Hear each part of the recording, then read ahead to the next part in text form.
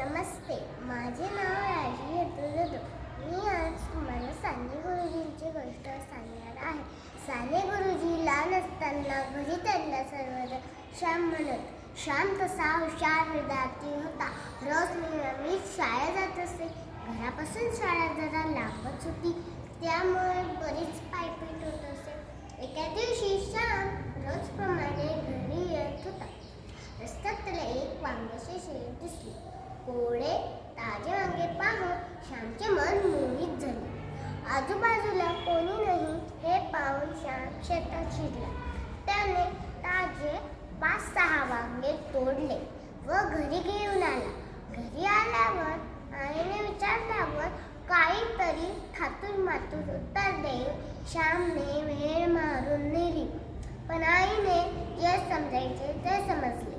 दुसऱ्या दिवशी आईने त्याच वांग्याची भाजी केली व श्यामला खाण्यास दिली. श्याम मनातून खूप आनंदी होता की आपण आणलेली वांग्याची भाजी आपल्याला खायला मिळणार. पण हे काय, आई भाजीत अजिबातच मीठ नाही. भाजी आणली आहे तेव्हा आईने सांगितले की श्याम बाळा, मी तर भाजीत बरोबरच मीठ घातले होते, पण हे तू न विचारता वांगे चोरून आणले असशील. श्यामला आपली चूक समजली व त्याने आईची माफी मागितली. इथून पुढे अशी चूक करणार नाही असे आईला आश्वासन दिले. तर मित्रांनो, तुम्हाला या गोष्टीतून काय बोध मिळाला? या गोष्टीतून असा बोध होतो की कधी चोरी करू नये आणि आईशी खोटं बोलू नये. धन्यवाद.